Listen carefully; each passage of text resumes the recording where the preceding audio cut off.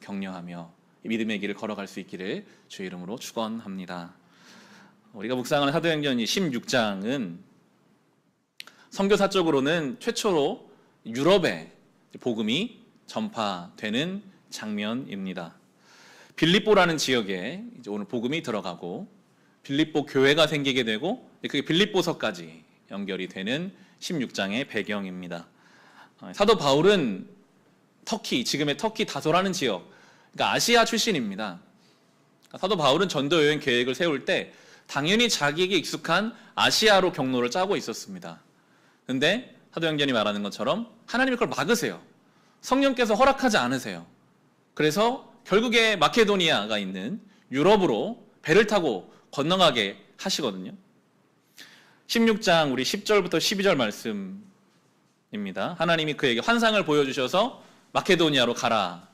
바울이 그걸 듣고 이제 순종하는 내용이 우리 16장 10에서 12절 같이 읽겠습니다. 그 환상을 바울이 본 뒤에 우리는 곧 마케도니아로 건너가려고 하였다. 우리는 마케도니아 사람들에게 복음을 전하기 위하여 하나님께서 우리를 부르신 것이라고 확신하였기 때문이다.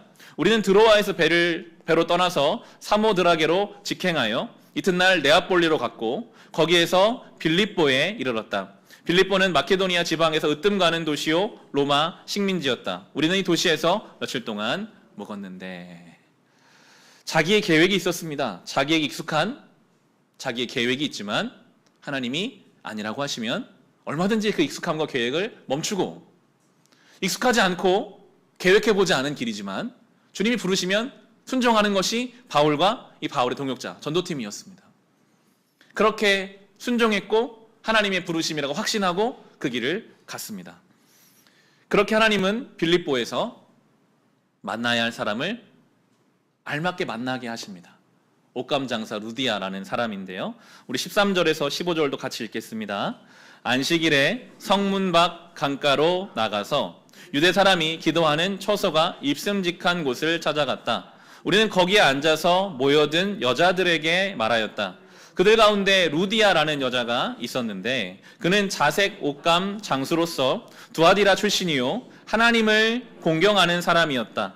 주님께서 그 여자의 마음을 여셨으므로 그는 바울의 말을 귀담아 들었다. 그 여자가 집안 식구와 함께 세례를 받고 나서 나를 주님의 신도로 여기시면 우리 집에 오셔서 묵으십시오 하고 간청하였다. 그리고 우리를 강권해서 자기 집으로 데리고 갔다. 아멘. 루디아를 직업으로는 옷감 장사이지만 신앙적으로는 하나님을 공경하는 사람이었다라고 표현하고 있어요. 어떤 경로에서 그가 하나님을 알게 되었는지 알 수는 없으나 그는 하나님을 마음속으로 공경하는 사람이었고 하나님은 이 바울의 신앙 경로를 선교 여행 경로를 틀어서라도 저는 루디아에게 하나님께서 말씀을 전하신 것으로 묵상하게 되더라고요. 하나님을 기다리는 그 사람에게 하나님의 말씀이 배를 타고 유럽 대륙으로 이 빌립보에 와서 딱 그날 그 시에 루디아에게 들려지게 하십니다. 그가 감격스럽게 이 말씀을 받아들이고 나서 세례받기를 원하고 그리고 자기 집으로 강권해서 이 바울과 자기의 복음을 전하는 사람들을 데리고 가는데요. 그게 이제 빌립보 교회가 됩니다. 이 루디아라는 한 여인의 이 살아있는 역동적인 신앙생활은 우리에게 좋은 어떤 교훈을 주는데요. 말씀을 듣는 것, 여기는 하나님이 바울을 통해서 치밀하게 계획하신 것이죠. 우리도 말씀을 들은 게 선교사님들이 120년 전, 130년 전에 배를 타고 이 땅에 와서 목숨을 버려가며 복음을 전해서 우리가 복음을 듣게 됐어요. 하나님이 우리에게 그렇게 말씀을 듣게 하셨어요. 말씀을 듣고 세례를 받고 어떤 신앙적인 진리에 정서적이나 어떤 지식적으로 동의하거나 할 수 있습니다. 그런데 저는 그 다음 이 루디아가 그 사람들을 자기 집으로 강권에 데리고 간 것, 여기를 묵상하게 되더라고요. 지식적으로 동의하고 신앙적으로 동의하는 것과 그들을 우리 집으로 들이는 것은 많이 다른 차원의 문제일 수 있습니다. 때로 많은 성도들이 예배당에서 성경을 묵상하는 그 자리에서는 동의합니다. 아, 그래야지. 아, 그렇게 하는 게 맞지. 세례 받는 것도 주저하지 않습니다. 그런데 막상 그 복음의 원리를 나의 삶의 가장 내밀한 자리에 적용하는 일에 있어서는 주저할 때가 많습니다. 루디아는 자기 집으로 복음을 강권하여 받아들였습니다. 제가 어제 이 설교를 준비하면서 션이라는 연예인이 미라클이라는 유튜브 채널에 나와서 인터뷰한 내용을 교인들에게 공유를 했습니다. 션은 유명한 가수였고 지금은 정혜영이라는 사람과 결혼해서 4명의 자녀를 키우면서 운동도 하고 많은 기부를 하는 연예인이죠. 그 사회자인 박이라는 청년이 운전을 하면서 그런 질문을 해요. 요즘 우리 세대, 자기를 청년 세대라고 표현하면서 청년 세대는 사랑을 함에 있어서 조건적이다. 준 만큼 받고 싶고 내가 준 만큼 안 받으면 그것이 너무 섭섭하고 서운해서 그래서 두렵고 그래서 주저가 되는데 당신은 사랑에 대해서 말할 때 사랑은 아주 비효율적인 것이어야 된다라고 이야기했다라는 거예요. 왜 사랑이 비효율적이어야 되냐? 그렇게 물을 때 아주 분명하게 말합니다. 예수님의 사랑 때문이다. 예수님은 하나님의 아들이신데 굉장히 비효율적으로 날 사랑하셨다. 내 생각에 하늘에 계신 신이시라면 그냥 나에게 필요한 건 때때로 던져주시기만 해도 이거 받아라, 이거 받아라 해도 그 사랑을 내가 알 수도 있었을 텐데 그분은 인간의 몸을 입고 이 땅에 오시는 그 수고스러움, 심지어 나를 위해 죽는 그 아주 비효율적인 그 과정을 통해서 나에게 사랑을 고백하신 그 사랑을 내가 받았기 때문에 사랑은 밀당을 하는 어떤 텐션을 유지하는 그런 스킬적인 것이 아니라 사랑은 예수님의 그 비효율적인 사랑을 받은 나는 그렇게 누군가를 헌신적으로 사랑해야 하는 게 맞다고 생각한다. 그렇게 이야기를 합니다. 특히 이제 다른 사람보다는 자기 아내 이야기를 합니다. 박이라는 그 진행자가 우리의 마음을 대변해서 막 물어봐요. 당신이 인터뷰하고 다닐 때 자녀를 4이나 키우는데 한 번도 아내랑 싸운 적이 없다는데 그게 진짜냐? 그게 가능하냐? 또 막 물어봅니다. 집요하게 물어봅니다. 근데 거기에서 분명하게 말해요. 난 싸운 적이 없다. 내가 예수님을 정말 만났고 그의 인생이 불우했다고 볼 수 있거든요. 16살에 집을 나와서 고생하다 연예계에 들어가서 뭐 이렇게 예수를 만난 사람인데 예수를 만나고 나니 그 비효율적인 사랑을 내가 너무나도 크게 알고 나니 싸울 일도 없고 싸울 필요도 없고 헌신하며 사랑하는 것이 맞다라고 생각한다. 그러면서 이제 여러 이야기를 하는데요. 화내는 것도 습관이다. 화내지 않는 것도 습관이다. 뭐 그런 얘기도 하고 그러면서 저는 루디아가 바로 생각이 나더라고요. 우리가 이 교회에서 듣는 예수 십자가의 사랑을 너무 다 동의해요. 세례도 받았어요. 나는 기독교인이 확실해요. 그런데 나의 삶에 가장 사랑해야 할 사람, 가장 내밀한 나의 지배에는 조건적인 사랑이 적용되거든요. 당신이 나를 그렇게 안 해. 내가 왜 그렇게 해줘야 되냐? 내가 이렇게 해줬는데 왜 당신 나에게 해주지 않느냐?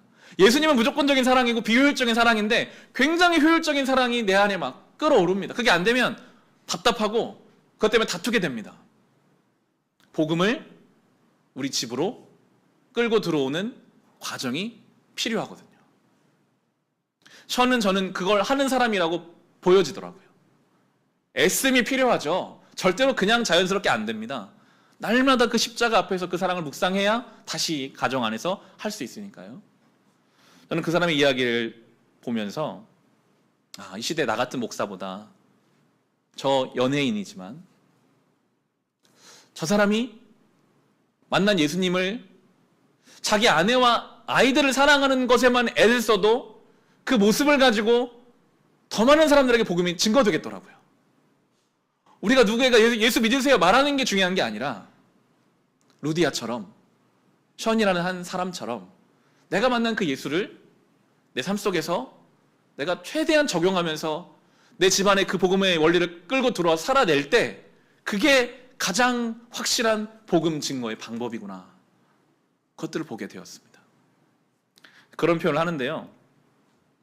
그에게는 이제 부부관계는 나무고 자녀는 열매다. 그런 얘기를 해요. 열매가 잘 되려면 결국에는 나무가 건강해야 된다. 열매만 막 집중하다가 나무가 죽어버리면 열매는 죽게 되어 있다. 꼭 부부가 아니라 아마도 우리에게 사랑하라고 주신 모든 관계들이 나무일 것입니다. 그게 건강하지 않으면요, 열매는 맺힐 수가 없습니다. 거기에 복음의 원리가 적용되지 않으면 신앙의 열매가 맺히기가 어렵습니다. 우리 집으로, 우리의 삶의 가장 내밀한 곳으로 복음의 원리를 초청해야 합니다. 어렵죠. 굉장히 어려울 것입니다. 하지만 그게 우리의 삶의 전부라고 해도 저는 과언이 아닌 것 같아요. 나에게 주신 그 사람, 결혼하셨다면 내 배우자, 자녀가 있다면 내 자녀들, 내가 많은 시간을 함께 보내는 어떤 동료들, 마음에 안 드는 부분이 많죠. 주님이 내가 마음에 안 들었을 거 아니에요. 조건으로 따지면요. 주님이 나를 위해 죽으셨으니 우리가 그 복음의 원리를 가지고 살아보려고 애쓸 때, 그때 아름다운 신앙의 열매가 맺혀지게 될 것입니다. 루디아는 그런 모습으로 교회가 되었습니다. 그의 가정이 교회가 되었죠. 여기까지는 참 아름답고 순리로 막 풀어갑니다. 하나님이 말씀하시면 듣고 유럽으로 가서 빌립보에서 사람을 만나고 복음이 증거되고 가정이 세워지고 교회가 세워집니다. 그런데 어려움이 금방 닥칩니다. 루디아의 집에 머물면서 바울이 귀신 들려서 점을 치는 한 여인을 만나게 됩니다. 그 여인은 귀신 들려서 사람들에게 점을 봐주고 사람들이 너무 용하니까 돈을 막 많이 버는, 그런데 그 여인은 종이어서 번 돈을 다 주인들에게 상납하는 그런 사람이었어요. 그 귀신을 바울이 쫓아내게 되고, 사람이 살려진 것이 중요한 게 아니라 돈벌이가 없어졌다는 것 때문에 바울은 어려움을 겪게 됩니다. 그게 오늘 본문의 16장 16절에서 19절까지 말씀인데요. 우리 같이 한번 16장 16에서 19절 같이 한번 읽어보겠습니다. 어느 날 우리가 기도하는 곳으로 가다가 귀신 들려 점을 치는 여종 한 사람을 만났는데, 그는 점을 쳐서 주인들에게 큰 돈벌이를 해주는 여자였다. 이 여자가 바울과 우리를 따라오면서 큰 소리로 이 사람들은 지극히 높으신 하나님의 종들인데 여러분에게 구원의 길을 전하고 있다 하고 외쳤다. 그 여자가 여러 날을 두고 이렇게 하므로 바울이 귀찮게 여기고 돌아서서 그 귀신에게 내가 예수 그리스도의 이름으로 내게 명하니 여자에게서 나오라 하고 말하니 그 순간에 귀신이 나왔다. 그 여자의 주인들은 자기들의 돈벌이 희망이 끊어진 것을 보고 바울과 실라를 붙잡아서 광장으로 관원들에게로 끌고 갔다. 귀신 들려 점을 치는 인생은 굉장히 피폐했을 것입니다. 그런데 그 사람이 그 피폐함과는 상관없이 사람들은 많은 돈을 가져다 주고 자기의 미래를 물어봤습니다. 뭐 그런 것이었겠죠. 돈벌이가 됩니다. 내일을 향한 두려움을, 돈을 주고 뭔가 해결하고 싶은 그 마음이 있기 때문에 그게 돈벌이가 되는 이 일은 2000년 전에만 있는 일이 아니라 오늘날에도 우리 주변에 이런 일들이 있더라고요. 제가 이제 미용실에서 이발을 하는데 같은 미용실에 계시던 한 손님분이 통화하는 이야기가 자연스럽게 들려졌어요. 그분이 자기 딸이 아마 제왕절개를 할 날짜를 잡아야 되나 봐요. 점을 치는 역술인에게 전화를 하시더라고요. 우리 딸이 제왕절개 해야 되는데 어느 날짜가 좋겠습니까? 전화로 물어봅니다. 들려오는 대답은 그러면 자기 딸하고 사위 생년월일과 원래 태어난 예정일을 알아와야 된다. 전화를 끊자마자 딸에게 전화해서 이러이러 한다더라. 너희들이 생년월일하고 오늘 병원 가면은 예정일을 알아와라. 그렇게 하는 것을 들으면서 이 시대도 똑같구나. 사람들이 불안한 마음 알고 싶은 거예요. 그걸 위해서 대가를 지불합니다. 우리의 신앙과는 많이 달라요. 우리는 하나님을 아버지라고 여기고 하나님의 뜻을 내 삶을 통해 이루어드리고 싶은 신앙생활을 하는데, 그 점 본다는 것은 내가 원하는 것을 대가를 지불할 테니, 돈을 줄 테니 내가 원하는 건 달라. 조건적인 관계가 되는 거죠. 그런데 이런 것들은 사람들을 많이 얽매이게 합니다. 허무맹랑하게 말이 틀리면 차라리 괜찮아요. 그런데 만약에 그 사람이 하는 말이 맞잖아요. 한 두 번만 맞으면 그 다음부터는 그 사람 말 하나하나에 완전히 붙잡히게 될 것입니다. 신경 쓰게 되고 그 말을 따라야 할 것만 같고. 바울과 실라는 그 귀신을 쫓아버려 준 거죠. 이제 그 여인이 자유하게 되었는데 그 주인들은 한 사람이 생명이 회복되든 생명을 얻든 전혀 관심 없어요. 오직 돈벌이에만 관심 있어요. 화가 납니다. 그러니까 내 돈벌이를 감히 없애버리다니. 당장 저 바울과 신라를 감옥에 가두도록 거짓말로 선동해가지고 매를 때리고 감옥에 집어넣거든요. 세상의 관심사는요, 돈에 있습니다. 겉으로 막 포장을 하지만 결국은 내 이익에 있습니다. 내 이익에 반한다? 적입니다. 어떤 방법을 써서도 복수하려고 합니다. 화를 막 끼치려고 합니다. 성도는 그 세상 속에서 때로 참 약자의 자리에 있을 수가 있는데요. 오늘 바울과 신라가 그랬습니다. 우리 20절부터 24절까지의 말씀 같이 읽겠습니다. 그리고 그들을 치왕관들 앞에 세워놓고서 이 사람들은 유대 사람들인데 우리 도시를 소란하게 하고 있습니다. 이 사람들은 로마 시민인 우리로서는 받아들일 수도 없고 실천할 수도 없는 부당한 풍속을 선전하고 있습니다 하고 말하였다. 무리가 그들을 공격하는 데에 합세하였다. 그러자 치원관들은 바울과 신라의 옷을 찢어 벗기고 그들을 매로 치라고 명령하였다. 그래서 이 명령을 받은 부하들이 그들에게 매질을 많이 한 뒤에 감옥에 가두고 간수에게 그들을 단단히 지키라고 명령하였다. 간수는 이런 명령을 받고 그들을 깊은 감방에 가두고서 그들의 발에 착고를 단단히 채웠다. 없는 말을 막 지어내서 선동해서 매질을 당합니다. 그런 표현이 나옵니다. 옷을 벗겼습니다. 수치죠. 매질을 많이 당했다 합니다. 엄청나게 맞았을 것입니다. 그 아픈 몸, 멍든 몸, 피나는 몸을 가지고 감옥에 가둬놓고 발도 완전히 사슬로 묶어버렸습니다. 뭐 제대로 운신할 수가 없는 고통, 아픔, 또 한편으로는 좀 억울하죠. 하나님이 나 여기 빌립보로 보내셨는데 나는 저 영혼을 위해서 수고한 건 내가 왜 이런 고통을 당해야 하나. 지금 그런 상황입니다. 현실입니다. 억울함, 고통, 두려움, 막막함, 불편함, 이게 지금 바울과 신라가 당하고 있는 현실인데 매우 극단적인 것 같고 나와는 상관이 없는 것처럼 느껴질 수도 있지만 신앙을 가지고 이 땅을 살아가는 우리 모두가 실은 수없이 경험하는 자리이기도 합니다. 때로 우리의 삶을 아프게 하는 어떤 일들이 있습니다. 지금도 내가 막 아파요. 몸이 아프고 영혼이 아프고 마음이 아파요. 근데 그게 잘 모르겠어요. 내가 왜 아파야 되는지. 억울하기도 하고 불가항력적입니다. 뭔가 나의 삶을 어렵게 하는, 그리고 뭔가가 내 발을 붙잡고 있는 것 같고 감옥에 갇힌 것만 같고 답답하고 무기력하고 바울과 신라는 물리적인 감옥에 갇혀 있지만 우리는 영혼과 마음이 마치 매맞아 감옥에 갇힌 바울과 신라같이 느껴질 때가 한두 번이 아닌 것이 이 땅의 우리의 인생이죠. 사도행전 14장 22절을 보시면, 찾아보실까요? 사도행전 14장 22절에 보시면 참 우리에게는 어려운 말씀인데 이렇게 말씀하고 계세요. 그들은 제자들의 마음을 굳세게 해주고 믿음을 지키라고 권하였다. 그리고 또 이렇게 말하였다. 우리가 하나님 나라에 들어가려면 반드시 많은 환난을 겪어야 합니다. 겪을 것입니다도 아닙니다. 확정적으로 말합니다. 하나님 나라에 들어가려면 이 땅에 우리가 육신을 입고 세상에 속해서 살아가면서 하나님 나라를 바라보는 이 순례자된 우리의 삶에는요 반드시 많은 환난을 겪을 것이다라고 확정적으로 말하고 있어요. 예외가 없습니다. 반드시 환난이 하나가 아닙니다. 많은 환난을 겪어야 할 것이다. 그래서 우리는 감옥에 갇힌 바울과 신라처럼 때로 묶인 것 같고 매인 것 같고 얻어맞은 것 같고 깜깜하고 내일 일이 불안하고 억울하고 그게 우리의 상황인데요.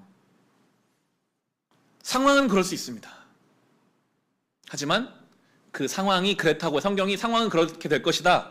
그러니까 낙심해라. 그러니까 포기해라. 그러니까 넌 저주받은 인생이다. 그렇게 말하지 않아요. 상황은 그럴지라도 어떻게 반응할 것인가? 그게 오늘 바울과 신라의 반응이죠. 25절, 26절 사도행전 16장 25절, 26절 우리 같이 그들의 반응을 보겠습니다. 읽겠습니다. 한밤쯤 되어서 바울과 신라가 기도하면서 하나님을 찬양하는 노래를 부르고 있는데 죄수들이 듣고 있었다. 그때에 갑자기 큰 지진이 일어나서 감옥의 터전이 흔들렸다. 그리고 곧 문이 모두 열리고 모든 죄수의 수갑이며 착고가 풀렸다. 아멘. 상황은 최악이죠. 억울하죠. 아프죠. 깜깜합니다. 하지만 어떤 상황도요, 성도의 영혼을 침범할 수는 없습니다. 바울과 실라는 상황이 그래도 거기서 하나님을 바라봅니다. 하나님을 찬양하고 하나님께 기도합니다. 상황은요, 바뀝니다. 하나님이 바꾸십니다. 묶인 것이 풀리게 하십니다. 감옥문이 열리게 하십니다. 상황은 절대로 성도의 영혼을 침범할 수 없거든요. 분명하게 하나님 바라보고 있다면 이 억울함도, 내일 본문에 나오지만 결국에 이 모든 고난은 간수와 그 간수의 가정을 구원하기 위한 하나님의 계획으로 볼 수 있거든요. 거기에 뭔가 뜻이 있어요. 지금은 모르지만, 지금은 답답하고 아프지만 결코 상황이 내 영혼을 침범할 수 없다. 하나님을 찬양하는 자들에게 하나님은 풀리고 열리게 하십니다. 예수님이 그것 때문에 이 땅에 오신 거거든요. 묶여있는 우리를 자유하게 하시기 위해서. 사도행전과 누가복음은 다 누가에 의해서 썼다고 우리는 알고 있습니다. 누가복음 4장 18절은 예수님이 사역을 시작하시면서 성경 말씀을 한 구절 인용하시고 자기 사역을 이야기하시는 내용이 누가복음 4장 18절에 나오는데, 예수님이 이렇게 말씀하셨어요. 주님의 영이 내게 내리셨다. 주님께서 내게 기름을 부으셔서 가난한 사람에게 기쁜 소식을 전하게 하셨다. 주님께서 나를 보내셔서 포로된 사람들에게 해방을 선포하고, 눈먼 사람들에게 눈뜸을 선포하고, 억눌린 사람들을 풀어주고, 주님의 은혜의 해를 선포하게 하셨다. 바울과 실라가 감옥에 갇혔어도 그 최악의 상황 중에도 자유할 수 있게 된 것은 예수 그리스도가 이 땅에 이미 하신 사역 때문입니다. 예수님 말씀하신 내가 온 것은 해방을 선포하기 위함이다. 포로를 자유하게 할 것이다. 눈먼 자를 보게 할 것이다. 은혜를 선포할 것이다. 그게 바로 예수님 이 땅에서 하신 사역이었죠. 예수님은 십자가상에서 죽으셨잖아요. 상황으로 따지면요, 최악의 상황이 예수님이 십자가 죽으심입니다. 쟤들은 다 도망갔어요. 다 배신했어요. 옷 한 벌 걸치지 못하고 고통스러운 죽음을 당하시는 예수님의 그 현실은 최악이라고 말할 수 있지만, 그 자리는 신앙의 정점의 자리였거든요. 그 자리는 순종의 자리였고요. 그 자리는 영광스러운 부활을 준비하는 자리였습니다. 바울과 실라가 감옥에 갇힌 것, 상황은 최악이라고 볼 수 있지만 거기서 하나님을 찬양할 때 놀라운 역사가 일어나고, 십자가에서 그렇게 죽어도 다시 삽니다. 우리가 주 안에 있으면 죽어도 삽니다. 그게 성경의 증거이고 가르침입니다. 하나님이 뒤집으십니다. 바꾸십니다. 풀리고 열립니다. 그게 바로 우리의 믿음이죠. 이것은 환난과 어려움의 문제를 넘어서 우리의 삶의 전반에 적용되는 신앙의 원리라고 할 수 있는데요. 우리가 주중에 사도행전 15장을 며칠 동안 묵상했습니다. 사도행전 15장은 여러분 15장을 한번 펴보시면 소제목에 예루살렘 회의라는 소제목이 달려 있습니다. 그 당시의 선교에 있어서는 아주 분수령과 같은 결정을 내리는 것이 이 15장 내용입니다. 우리로 말하면 할례를 주장하는 사람들이 있고 무할례를 주장하는 사람들이 이제 대립을 하게 됩니다. 안디옥 교회가 바울과 바나바로 말미암아 안디옥 교회가 막 부흥을 하니까 그걸 못마땅해 하는 연세대 와가지고 이야기해요. 이방인들은 할례를 안 받았거든요. 그런데 하나님은 아브라함 때 이미 할례, 태어난 남자는 8일 만에 그 포피를 잘라냄으로써 몸의 흔적을 가지고 살아야만 하나님 백성이고 은혜 받을 수, 구원받을 수 있다. 이게 그들에게는 너무나 당연한 이야기였는데 이 할례 받지 않은 이방인들에게 성령이 내렸다는 사실을 인정을 못 하겠는 거예요. 그래서 할례 받아야 된다, 지금이라 받아야 된다 막 강요하는 사람들이 있고, 바울과 바나바는 거기 맞서서 아니다. 우리는 율법으로 구원받는 게 아니라 우리 모든 율법을 짊어지신 예수를 믿는 믿음으로 구원받는 것이다. 그래서 이 두 주장이 대립되는 내용이 있었습니다.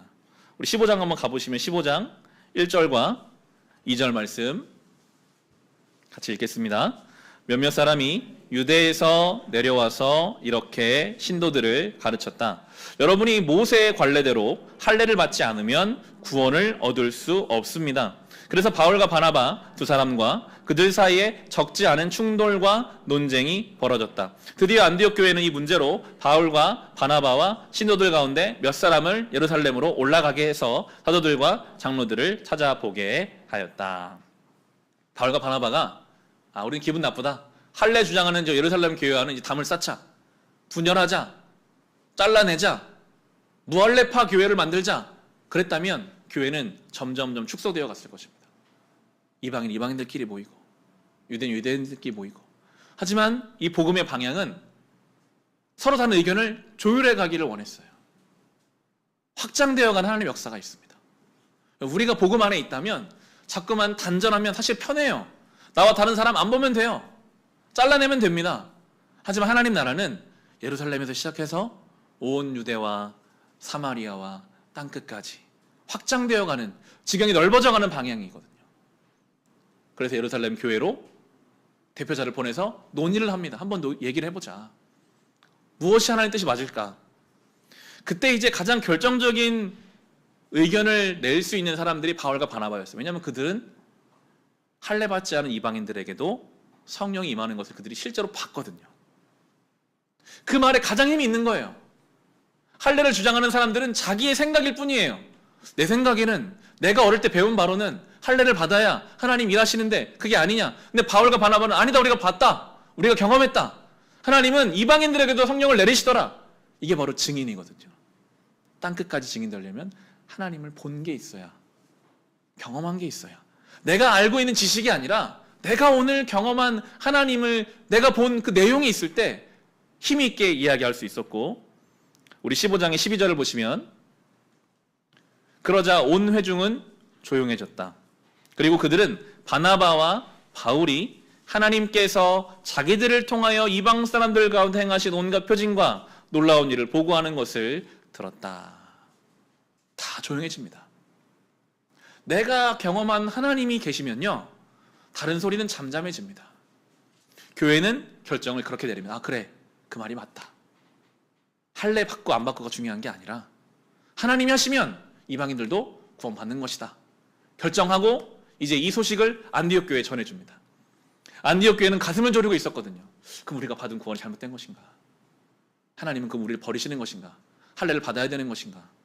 그 소식이 15장 31절을 보시면 안디옥 교회에 전해집니다. 회중은 편지를 읽고 그 권면을 기쁘게 받아들였다. 우리가 어떤 결정을 내림에 있어서 할례와도 같은 나에게 익숙한 거, 내 지식, 내 선입견, 내 편견을 가지고 어떤 결정을 막 내리다 보면요, 그게 나와 내 말에 영향을 받는 누군가를 굴레로 붙잡고 괴롭게 하고 복음의 자유를 누리지 못하게 할 수 있습니다. 내 생각, 나에게 익숙한 그것이 아니라 오늘 다시 한번 주님 앞에서 정말 주님의 뜻은 어디에 있을까 묻고 기도하고 성도 간에 함께 나누고 하면서 그 진리에 가까이 가면 가까이 갈수록 그 결정은요, 우리를 기쁘게 하고 우리 주변을 자유하게 하는 것입니다. 감옥에 갇힌 바울과 실라와 같이 예루살렘 교회의 어떤 사람들은 할례라고 하는 감옥에 갇혀 있었습니다. 그들이 어릴 때부터 너무나 당연하게 생각한 그 어떤 고정관념에 붙들려 있었습니다. 그런데 하나님을 경험한 사람들의 이야기를 통해서 그들이 마치 옥문이 열리는 것처럼, 모든 묶인 게 풀리는 것처럼 자유해지는 거죠. 아, 그렇구나, 하나님 더 크시구나, 더 넓으시구나. 유대인들에게 할례와 같이 때로 우리는 어렸을 때부터 어떤 세상적 가치에 굉장히 인이 박혀 있습니다. 그 인이 박힌 것이 있어서 우리를 막 흔들 때가 있거든요. 예를 들어 학창시절을 생각해 보면 외모적으로 어떤 사람이 굉장히 잘생기고 예쁘거나 공부를 잘하거나 돈이 많거나 뭐 싸움을 잘하거나 힘이 세거나 이런 나보다 뭔가 가진 조건이 높은 사람 앞에서는 주눅들고, 반대로 어떤 조건이 나보다 낮은 사람 앞에서는 당당하고 뭔가 그들을 무시하는 그러한 성향 속에서 우리는 살고 있잖아요. 그게 너무 자연스럽게 우리 속에 있어요. 그걸 가지고 우리가 뭔가를 그 결정을 하다 보니까 뭔가 더 높이 올라가야 될 것 같고, 가져야 될 것 같고, 갖춰야 될 것 같고, 할례로 말미암아 제대로 된 결정을 못 내리는 사람처럼 어떤 조건이라는 감옥과 족쇄에 때로 우리는 붙들려 있을 때가 있습니다. 그런데 우리가 하나님을 알면 알수록요, 조건과는 관계없이 얼마나 우리가 존귀한 존재인지, 하나님은 어떤 분이시고 우리는 어떤 존재인지를 알면 알수록 자유함이 있습니다. 옥문이 막 열려요. 아, 내가 너무 갇혀 있었구나, 내가 너무 묶여 있었구나. 바울과 실라가 그 상황 중에 하나님을 찬양하니까 옥문이 열린 것처럼 할례라는 것에 매여있던 예루살렘 교회가 하나님을 경험한 바울과 실라의 증언을 말미암아 할례를 던지고 복음의 확장을 경험한 것처럼 오늘도 우리가 우리 가정이 뭔가에 매여있을 수 있습니다. 그게 아무것도 아닌 건데, 그냥 내 생각일 뿐인데, 세상에 주입한 것 뿐인데 거기에 매여서 더 중요한 걸 누리지 못하고 있는 우리들에게 우리는 하나님을 경험해가는 것으로 말미암아 자유를 얻을 수 있고 확장된 삶을, 깊어져가는 삶을 살아갈 수 있습니다. 하나님을 알아야 합니다. 지난 주일에 제가 그런 말씀을 드렸는데 하나님의 은혜가 얼마나 큰지 아마 전 우주보다도 클 것이다. 상상할 수 없는 큰 은혜. 그게 하나님이십니다. 하나님을 우리가 그래서 경험해야 하는데 저는 분명하게 말씀드릴 수 있습니다. 하나님을 경험하려면 성경을 통해서 우리 하나님을 만납니다. 사도행전은 계속 그 두 가지 축이 가요. 성경 말씀과 성령의 인도하심. 오늘날도 똑같습니다. 우리가 성령의 인도하심을 구하며 성경 말씀을 펼 때 하나님을 만납니다. 여러분, 하나님을 만나시면 만나실수록, 그분을 알면 알수록 점점점 우리는 자유해집니다. 담대해집니다. 넓어져갑니다. 시야가 넓어집니다. 성경을 그래서 제대로 아는 게 참 중요한데요. 수요일마다 로마서를 우리가 나누고 있는데 오카는 목사님 책에 지난 수요일에 이런 내용이 있었어요. 제가 좀 읽어드리면, 하나님 말씀을 공부하는 사람은 균형 감각을 잃어버리면 안 됩니다. 우리가 어떤 말씀을 지나치게 몰입하다 보면 균형을 잃기 쉽습니다. 죄가 더한 곳에 은혜가 더욱 넘쳤나니 라는 말씀에는 은혜를 강조하지만 죄의 싹은 사망이요 라는 말씀에서는 또 대조적인 내용이 나옵니다. 죄가 더한 곳에 은혜가 더욱 넘쳤나라는 말씀이 있는가 하면 죄의 싹은 사망이요 라고 준엄하게 경고하는 말씀이 있습니다. 그러므로 우리는 하나님 말씀을 균형 있게 이해하는 감각을 가져야 합니다. 성경 통독하면서 그런 것을 많이 느낍니다. 그냥 우리가 좋아하는 한 구절, 우리가 묵상하는 한 단어에만 너무 집중하다 보면 성경 전체의 맥락을 놓칠 수가 있습니다. 굉장히 위험하고 편협한 신앙이 될 수 있습니다. 창세기부터 요한계시록까지 자꾸만 우리가 하나님 말씀의 전체 맥락이 무엇일까를 알면서 사도행전을 보는 것, 성경의 전체의 흐름을 알면서 어떤 성경 한 구절을 볼 때 거기에서 우리가 진리를 깨달을 수 있는 것이기 때문에 힘써서 하나님 말씀 앞에 나아가야 합니다. 그러할 때 우리는 묶인 것들로부터 자유를 경험하고 매여있던 개념을 놓고 더 넓은 하나님 우리가 만나가게 될 것입니다. 다시 오늘 본문 사도행전 16장 25절, 26절을 같이 읽으면서 오늘 말씀을 마치려고 하는데요. 그 어떤 상황도 제한할 수 없는 성도의 자유가 우리의 삶에도 일어나길 바라는 마음으로 같이 한번 25, 26절 읽어보겠습니다. 한밤쯤 되어서 바울과 실라가 기도하면서 하나님을 찬양하는 노래를 부르고 있는데 죄수들이 듣고 있었다. 그때 갑자기 큰 지진이 일어나서 감옥의 터전이 흔들렸다. 그리고 곧 문이 모두 열리고 모든 죄수의 수갑이며 착고가 풀렸다. 아멘. 이 예배를 마치고 다시 시작한 우리의 삶은 감옥에 갇힌 바울과 실라와 같을 수도 있습니다. 일상이 우리를 감옥처럼 가두고 세상의 어떤 일들이 우리를 고통스럽게 할지도 모릅니다. 그러나 여러분 담대하셔도 괜찮습니다. 어떤 상황과 환경도 결코 성도를 붙잡아 둘 수 없습니다.